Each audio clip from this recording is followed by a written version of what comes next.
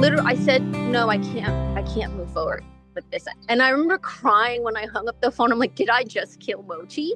Because I'm deviating so far from what many other dog parents do. I couldn't wait to get Mochi before I got him almost 15 years ago. So, I've had Mochi since he was 3 months old. So now fast forward, we're 10 years here. And yeah, he got cancer when he was diagnosed. He was already at stage 4. Yeah. Wow. And luckily I had found a holistic practitioner who did dental cleaning without anesthesia, and it worked well. I had no issues. And when he was diagnosed with cancer, it was through her that she said, hey, have you considered, high dose IV vitamin C and ozone therapy? And that's how I got introduced to non-conventional, traditional medicine. So what type of cancer was he diagnosed with again? Stage 4 B-cell lymphoma, and it originated from his liver. And they gave him a prognosis of 3 to 4 weeks, which they said his is very aggressive. Yeah, and and we don't really see his type that often. Yeah.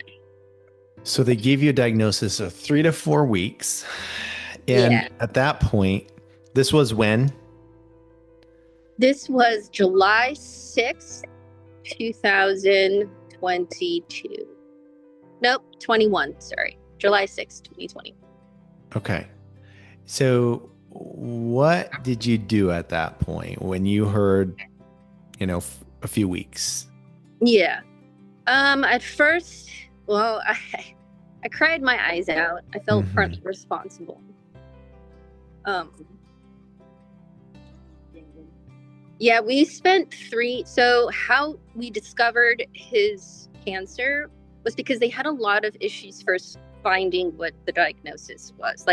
Finding out what his diagnosis was. So what triggered us to head to the ER was he collapsed. I didn't know anything about what cancer was. I didn't know what the various stages meant. So I had a lot of homework to do, a lot of education to do. I didn't know what cancer is. Like you see what cancer is, you've heard of cancer, but I didn't actually know how it functioned.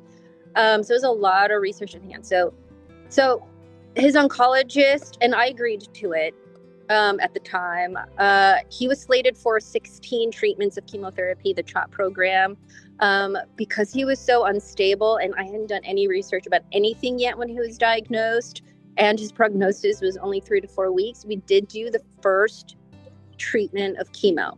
He responded really well to it, did not see any symptoms. His blood work improved. Week 2 came and he did not respond well. That first 2 weeks after he was diagnosed, I had done a lot of homework on what chemo does and what vitamin C and ozone, what all my options were. So I just knew by the time week 2 rolled around that my objective on how I wanted to approach Mochi's cancer was that I wanted to support his immune system to beat the cancer. And I knew that going that route, I had some tricky hurdles because I had read at the time that his body needs to, even if you try to go alternative routes, either way, whether it's chemo or not chemo, his body will have issues in identifying which are the cancer cells. So I was like, okay, well, that's the case, whether I go chemo or not chemo. So that's a wash, right? Like that for me is not even included in my thought process or decision-making process.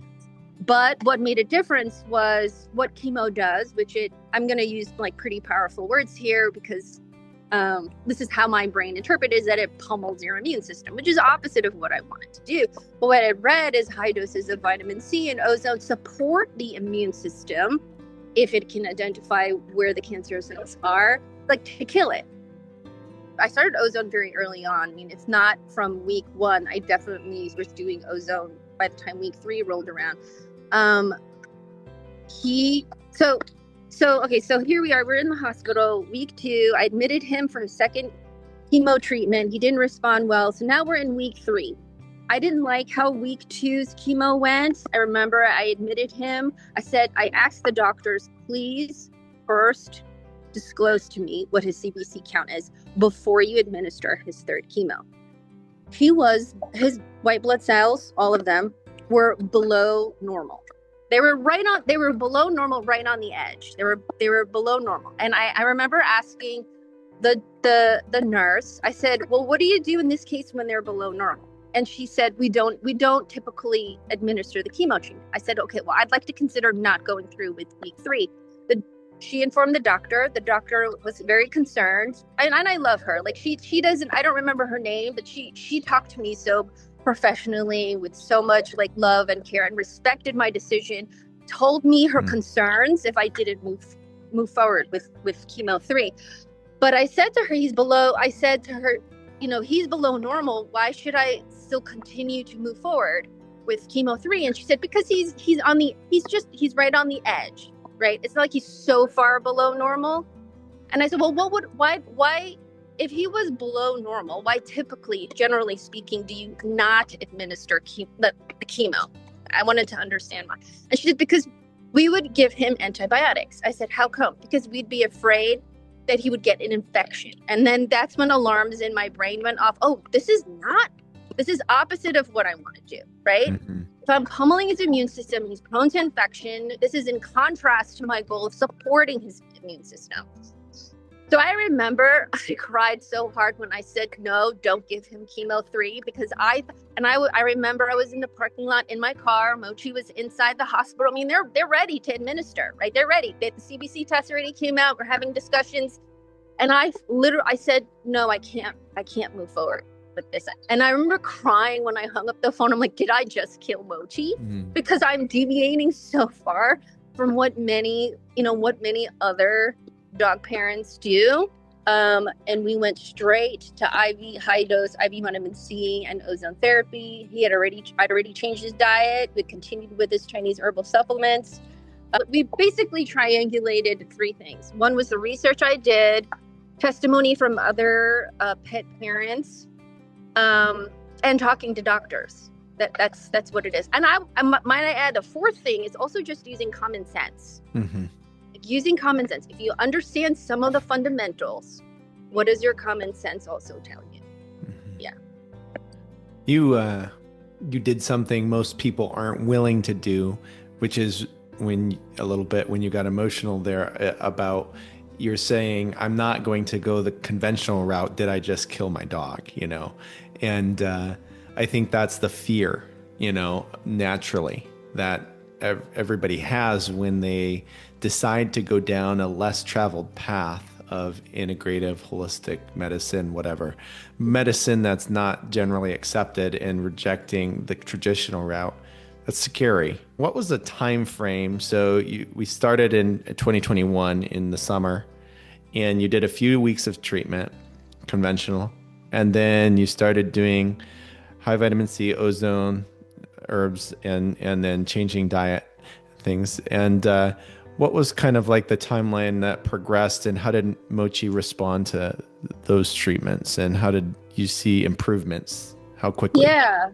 So he was diagnosed July 6, 21. He was declared cancer-free by his oncologist on October 28th, 2020. I dropped his prednisone, by the way. Like after week 2, I dropped it cold turkey in like week 3, because of like some material that I had read online, and I replaced it with a 3-to-1 ratio of CBD THC. So after his diagnosis, right? So we started full force with high dose vitamin C and ozone and everything else. Week 3, right? So in like week 4 and 5, he was starting to walk, which was amazing. And I have that on video. He walked an entire block himself, and you could hear me cheering him on. Go Mochi! Because he couldn't walk before, right? Exercise was going to be really important because it increases blood circulation. So that means oxygen circulation, right? Because cancer hates oxygen. His second oncologist in California said that he's cancer free. That was by means of ultrasound and blood test. Yeah, she said he's done better than any of my chemo dogs. Any of my chemo dogs.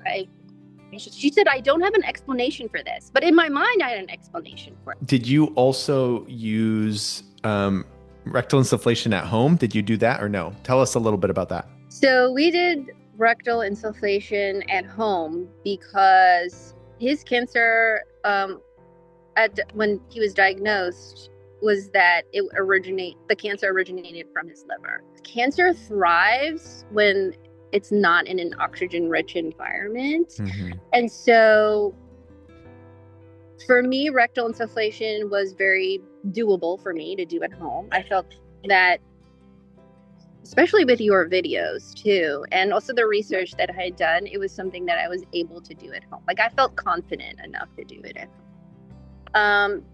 And I'd also read that rectal insufflation, it helps with your liver, like the colon and the kidney, particularly the liver. And so for me, it seemed like a no-brainer. So yeah, so he was getting the 10 milliliters at 33 micrograms twice a week, more or less, for a couple of years almost. Yeah. Wow, that's great. So yeah, no issues with and his liver stayed pretty much within normal. To be honest, it's one of the more incredible recoveries that I've heard. Of a dog going into remission after being given just a couple weeks to live, and staying in remission. And he's still in remission? Yeah, he's still in remission. Wow.